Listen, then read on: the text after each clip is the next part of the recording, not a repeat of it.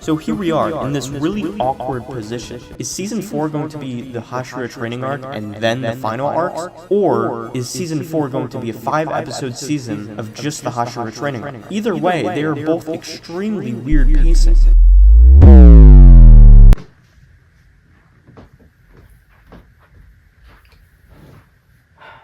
I have made a severe and continuous lapse in my judgment. I have been a Godzilla fan for as long as I can remember. 2012, I think. I spent countless hours on my iPad surfing YouTube, watching videos and memorizing every little fact about the Japanese franchise. I collected hundreds of action figures. I can't remember what exactly got me into all of it. It might have been my dad or something. But I think being a Godzilla fan at such a young age made me love filmmaking and made me want to be a filmmaker. I remember in 2013 seeing all the talk about the first Godzilla movie in 10 years. I became a fan at just the right time. That's right, I was there. And I saw the new Godzilla movie in theaters as a little 10-year-old. So I sort of have a connection to Legendary's Godzilla, because it's the one I actually experienced in real time in my own country. Other than having the same birth year as Final Wars, I feel like Legendary Godzilla is my Godzilla. I've watched all of the new movies and loved them all. I saw Kong Skull Island in theaters, being so excited at the post-credit scene. I watched King of the Monsters a little bit older, feeling my younger self screaming at all of the kaiju I love being brought to life in a new, modern way. I sat in front of my TV during quarantine to watch Godzilla vs. Kong, feeling obligated to do what my younger self would have loved, but falling in love with it all over again. I didn't watch Monarch, but I promise I'll get to it. And now, 10 years later, just a few months ago, I saw what might be the culmination of it all. Godzilla x Kong, a film that learns from all of its predecessors to bring an almost perfected version of its giant monster genre. Though all are not perfect films, I absolutely love each and every one of them, and I felt so excited watching this new one, how it brought new and creative ideas to the table, but also took all of the problems from the previous movies and almost fixed them. But the Monsterverse isn't over, right? I really hope not. Godzilla and even Kong are now beyond sequels. They're never-ending, always changing ideas that last beyond a trilogy. They aren't actors that you need to ask for more time, another contract, to have to schedule with and plan reshoots with. They might be characters loved by millions, but in the end, they really are just special effects. And because of this, they never age, never get tired, and never not last. So I think it would be a shame if it ended here. But alas, giant monster movies are looked down upon. And I get it, they aren't always artsy or have something to say. They're just fun and interesting. They're goofy and silly and expensive, with a huge gamble on if it actually succeeds. Adam Wingard, director of both Godzilla vs. Kong and X Kong, has stated he would do more Monsterverse films if Godzilla x Kong made enough money. And, well, apparently it did really well for itself. Even though he's stepping down, and they're making the next Godzilla and Kong movie, the Monsterverse is continuing. This film, out of any of the Monsterverse films, I felt actually was acknowledged, loved, and brought in more fans than any other with the age of TikTok. I said I've been a Godzilla fan for as long as I can remember, but I've also wanted to be a filmmaker for as long as I can remember. And naturally, I've always wanted to make a Godzilla film. I think I remember almost getting upset when they announced the 2014 film, because I wanted to be the one to direct it. Or was that FNAF? I don't know. So, now that I've matured, and now that I see films differently as a film student, I want to talk about how I would continue the Monsterverse. And not just as a Godzilla fan, but also as an aspiring filmmaker.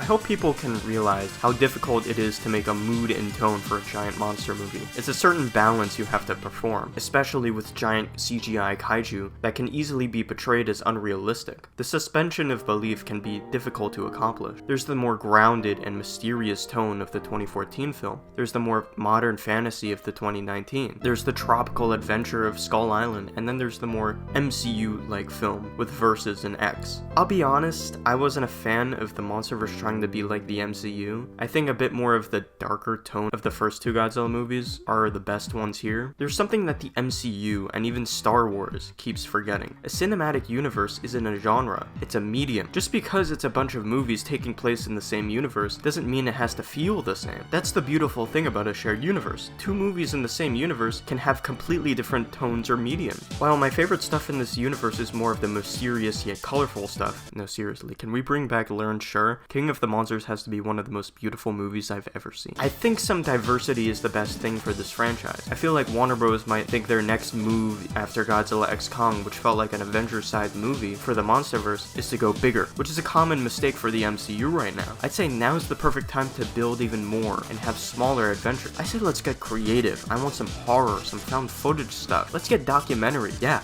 really. Here's an elevator pitch. We get an in-universe documentary with newly promoted Bernie Hayes. It can be an actual hour-long documentary or a series of documentary episodes, each describing or watching the behavior of different titans. Call it Titan Talk. I don't know. Boom. Perfect for your streaming services. On the topic of mood and tone, there's an important thing to mention. A lot of people might want Godzilla -1. You know, the Oscar-winning, fleshed-out, deep messages with amazing human characters and terrifying Godzilla. That's not happening. The last thing I want is the Monsterverse to try to be something it's not. It's okay to not be the deepest film ever, but at the same time, it's not just mindless action. I don't look at these movies and point with a dumb laugh with popcorn in my mouth. I say, wow, that's cool. But at the same time, I don't think this should be like the Showa era, with monsters jumping around, dancing, with silly expressions. Godzilla x Kong, I'd say, is the silliest the Monsterverse should get. It might have monsters jumping, performing wrestling moves and expressions, but is coupled with a more epic than silly feel. They're treated less like characters and more like giant expressive animals. Like I said, I think the first two Godzilla movies are a good mix of everything. A dark and mysterious tone that doesn't take itself too seriously, with slightly expressive monsters. I think the most important thing that Godzilla x Kong did was the unthinkable, something that people have been asking for decades now, and it might hopefully start a trend in the future movies, and that's actually focusing on the monsters, giving them more screen time than the humans. Godzilla x Kong and a lot of Godzilla vs. Kong made it feel like Kong was the protagonist, though I wish we had a bit more Godzilla, but whatever. But most definitely an x Kong. It felt like we weren't forced to watch all this human stuff with little crumbs of kaiju stuff. We watched Kong go throughout his day, even without any humans around him. It really surprised me. We go deep into Hollow Earth with Kong. No humans monitor it. We literally see it from his perspective. And I'm not saying scrap the humans. I think the humans in X Kong were perfect. A little goes a long way. Rather than trying to desperately have deep and compelling backstories, forcing you to watch a story that just isn't interesting or works. Simple is the way to go, and it's effective. The story of Lean and Geo actually tug at my heartstring. It was touching and it was simple. And also have fun with it. If you're gonna use your MCU humor, use it on the humans. Trapper and Bernie were perfect for the Monsterverse, and have the humans get involved. I mean, like, really get involved with the Titan. Not just ants on the floor while two Titans are fighting. I mean, get them really involved. Like a damn kaiju dentist. Love that stuff. And Bernie gave us a great perspective on how normal people react to giant monsters being in the world. And I think the way they've handled Monarch is absolutely fantastic and opens the possibilities of humans interacting with monsters. All I say is keep doing what you've been doing in Godzilla x Kong. The reason Godzilla -1's human story works so well, because as a film, it prioritized the human story first and Godzilla second, making Godzilla shine in the little we saw him, similarly to a horror monster. It was a human story first and a monster story second because it worked with the tone. If you're gonna have 50 monsters in the same universe going about their day, fighting and everything, you're gonna want to prioritize them. I'd even say financially treat some of these movies similarly to animated movies, because that's basically what we're going to see. And that's okay. I'm not saying to cut out all the humans. I love the theme of returning characters that work. I hope to see Trapper in the future. We need the human. We need something to relate to. If we had no humans, it would just be weird. And if a character dynamic or story or conflict works, then go for it. But keep it small and simple. Focus on the monsters, like how they're almost treated as characters in their own right. In King of the Monsters, they even had credits saying they played themselves. Love that stuff. But at the same time, I don't want them to be portrayed as human-like, Kong and his race being the exception. I would treat them more like giant animals. If we haven't seen them yet and are waiting to reveal and making them mysterious, treat them like a giant horror monster, kind of like how the monsters were treated in the first movie. Listen, I'm not gonna do the whole MCU phases thing because that's been so overdone to death, but here are some projects I would try to start in the Monsterverse. They're gonna be pretty vague and not very detailed, just some organized ideas. Here's where the superfan in me comes to play. I think something that the Monsterverse should definitely do is bring back old monsters from the old movies. Not saying that making new original monsters is a bad thing, far from it, but the way that King of the Monsters brought to life these classic monsters, doing them justice conceptually, and in this new modern way, way is just so satisfying. I want to see all of these monsters grow in this new universe that has so much potential, along with a new and creative monster. But I don't think the way to do it is the exact same way as all of the old movies, giving a movie to basically every monster. Instead, I want some reoccurring monsters, and bundle together some that might have something in common. Now, the only thing is, there's a reason that I think there hasn't been any classic monsters in the Godzilla movies lately. That's because I've heard Toho is extremely protective of their property. But I think with how well Rodan, Mothra, and Ghidorah have been portrayed, how willing they seem with Godzilla, and how well some of these movies have been doing, I think if Legendary are smart about it, they can select the monsters they need when they need them. If they can space it out, it's possible that trust can be built with Toho. Before I get into the main storyline across several films, I want to mention a few reoccurring monsters that I think can have a small fight with Godzilla and then become his ally. They wouldn't have a huge role, maybe similar to Zuko, or maybe even a small cameo like Doug. Speaking of Doug, I think he should be the Stan Lee of the Monsterverse, having a cameo in every single movie or TV show. But anyway, the list would be Baragon, Varan, Rodan, Mothra, Kamacuras, Titanosaurus, Kumonga, Gorosaurus, Ibera, Gerbera, and of course, Godzilla's right-hand man, Anguirus. I would say Manda, but Taimat is basically Manda, so I'll let that slide, Legendary. I'd love to see some of these guys have roles in the overarching story of these films I'm about to talk about. Some can be more frequent than others, but I think Anguirus, Rodan, and Mothra should be the main three that pop up a lot. There is another, but I'll save that for later. So let's start. First, we have Godzilla Biohazard, or Godzilla Contaminated Earth? I don't know. This is a tricky one to name. This, of course, is a reference to the monster that everyone is dying to see, Biollante. The Monsterverse lore is tricky. I'm not sure how I would do her origins, but after what I saw with all the lore in Godzilla x Kong, I think it's definitely possible. Hollow Earth has a lot of possibilities, so go crazy. She would be our main antagonist. But another storyline in the same film is Hedorah, the Smog Monster. I think weaving that storyline into the Biollante storyline could be relatively easy with them being plant and earth-like. Both have so much potential for very interesting and new uses of their power. I love to see how they would be handled with CGI instead of being limited to people in suits. Along with the Earth theme, I think weaving in monsters like Baragon, Kamacuras, Kumonga would be good choices for smaller threats. Similarly to how King of the Monsters did it, the way they took the three most popular monsters and grouped them together, I think that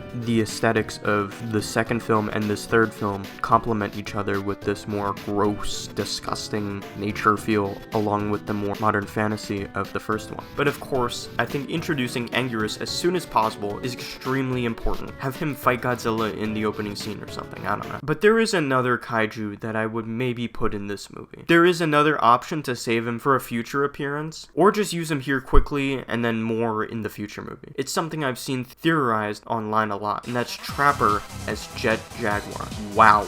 What a perfect idea. I haven't said this enough in the human section, but I love Trapper and the idea of him being Jet Jaguar. And his connection to pop music, perfect to be a Star-Lord equivalent. I think it could weave into the message of the film how nature fights back against humans, trying to get revenge on us for damaging them, restore the natural world. But Godzilla believes that humans are the core of peace and balance. But Jet Jaguar and Trapper also fight back against Biollante and Hedorah, showing that we're natural and part of this planet too. Even if we built these machines and cities, they're still a part of this world, and so are we. I think this is a good time to say, I think Kong deserves another or a few standalone films. The place he left off in Godzilla x Kong is very interesting with Shimo. I'd honestly say since Kong doesn't really have a rogues gallery that Godzilla does, this is the perfect opportunity to put in the Monsterverse original villain. Put your own spin on it, or even throw a Godzilla monster or two in there. Gorosaurus, Kamacuras, Mogira, King Caesar, I'd be down for a Mecha Kong. Again, I think the character is in a very interesting place, so go wild. So that's my pitch for King Kong. King of the Kongs. Kong. King of the Kong. I don't know, I'm bad at names. Last of this phase or section of the pitches is something that I would see as a series or two movies. It can be interchangeable. But I either want a Mothra series or a Mothra 1 and then a Mothra and Rodan flying monsters. I think it could be great to have a spin-off like this. Another alternative is just do a Mothra movie and then a Rodan movie. Again, it's up to Warner Bros. Or up to Toho. But I think the villains of these should be Batara, Megaguirus, and Varan. I think a Flying Monsters movie or two would be a great addition to this universe. I wanted to say that during these films, there's a future story being teased of aliens. I know, but it's very frequent in the old Godzilla movies. And I think it makes sense here. It started with Ghidorah, and the other planet could have secretly invaded Earth, slowly preparing for a full-on invasion. I don't think the aliens should be anything crazy. Give me the emo aliens from Final Wars for all I care. Just don't give me space monkeys. But we see this through secret characters, clues, and post-credit scenes leading up to these next few events. Okay, next is Godzilla Invasion of Gigan. Listen, man, I told you I'm bad at names. So obviously the next villain is my GOAT, Gigan, accompanied first by Megalon. Not sure if he should be from space or possibly like the king of Hollow Earth, but he would lose to Godzilla and some other monsters to come by, maybe Anguirus and Jet Jaguar, which is another place to introduce him, which would be a good reference to Megalon and Jet Jaguar's original appearance along with Gigan and Godzilla. But Gigan and Megalon lose. I don't know if Gigan and Megalon should team up or I don't know. But Gigan retreats, but it leaves both sides wounded. He retreats to his owners, the aliens. They fix him up to look more like Final Wars, and send him back to Earth with possibly Mecha King Ghidorah? I think bringing him back shortly in the final act would be pretty cool. Maybe he's a weaker version or something. So Godzilla fights them off and kills Mecha King Ghidorah and wounds Gigan, making him run away. Maybe Godzilla can get a power-up from Mothra or Rodan or something. Or that can be in the next movie, not sure. And this leaves his atomic breath a bright, violent orange that hurts him a little when he uses it. Actually, let's talk about Godzilla for a second. I actually love the more Godzilla 2000 feel of him in Godzilla X Kong. Love the pink. Think it'll be good to keep for this movie and maybe another. But the thing about Godzilla is that he's always changing. I think in Biohazard or Gigan, he should get for a back of letter. He should get for a back of.